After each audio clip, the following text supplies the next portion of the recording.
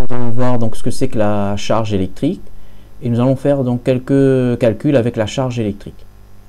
Alors, donc on a vu dans une précédente vidéo que quand on frottait des objets, donc les objets devenaient chargés positivement ou négativement et qui portaient une charge. Donc la charge, c'est comme la masse, donc c'est une propriété de la matière, hein, et la charge, elle se mesure en coulombs, c'est-à-dire que plus on a arraché des électrons à un objet, plus sa charge va être importante. Donc la charge, elle se mesure en coulombs, donc c'est l'unité, alors que par exemple la masse va se mesurer en kilogrammes. Deuxième chose, hein, la charge ne peut pas être aussi petit que l'on veut, c'est-à-dire que la plus petite charge qui peut exister, c'est 1,6 fois 10 puissance moins 19 coulombs. Toutes les charges qui existent, c'est-à-dire que quand vous frottez, donc par exemple de la laine sur un morceau de verre, la charge qui est portée par le verre est forcément un multiple de ça, c'est-à-dire que c'est 2 fois, 3 fois, 10 fois, 1 million de fois, 1,6 fois 10 puissance moins 19. Donc pourquoi c'est comme ça? Parce que quand on frotte les objets, c'est un nombre entier d'électrons qui passent. Et le 1,6 fois 10 puissance moins 19, au signe près, ça correspond à la charge de l'électron. Alors, donc cette valeur-là, c'est ce qu'on appelle la charge élémentaire, et on la note petit e, et petit e vaut 1,6 fois 10 puissance moins 19 coulombs. Alors, on va regarder sur quelques exemples, hein.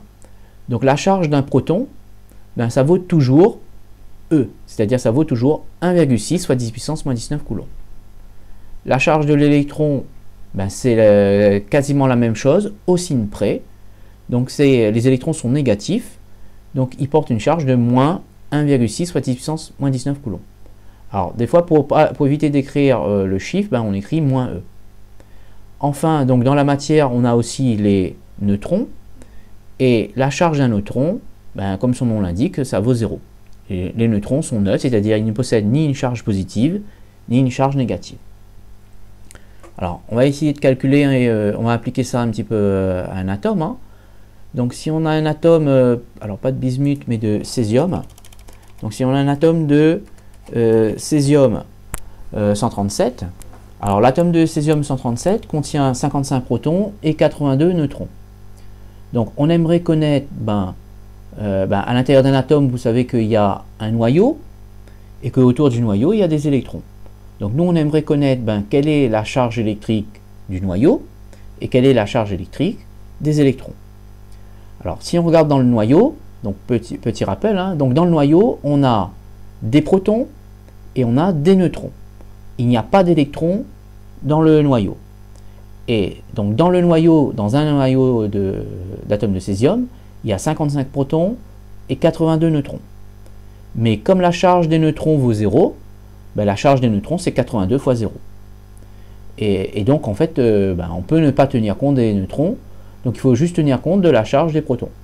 Donc la charge d'un seul proton c'est 1,6 fois 10 puissance moins 19. Comme on en a 55, il suffit de multiplier par 55 pour avoir la charge du noyau, c'est-à-dire la charge de tous les protons. Donc voilà pour la charge des protons.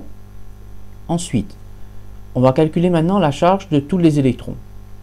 Donc en seconde, on a vu que dans un atome, il y a le même nombre de protons que d'électrons. C'est-à-dire que s'il y a 55 protons, il y a forcément 55 électrons. Donc 55 électrons, et on sait que la charge d'un électron, c'est moins 1,6 fois 10 puissance moins 19 coulombs. Donc si on en a 55, la charge est 55 fois plus élevée. Donc pour la charge des électrons, ça va être 55 fois moins 1,6 fois 10 puissance moins 19 coulombs. Ça donne cette valeur-là. Et on remarque qu'au signe près, c'est la même charge que pour le noyau. Alors, il nous reste maintenant la charge de l'atome, hein. Pour l'atome, l'atome contient un noyau, et autour du noyau, on a des électrons. Donc pour calculer la charge totale, il faut additionner la charge du noyau et la charge des électrons. Et comme c'est la même valeur au signe près, donc ça va nous donner 0 coulomb. C'est-à-dire que la charge totale d'un atome vaut 0. L'atome n'a pas de charge électrique.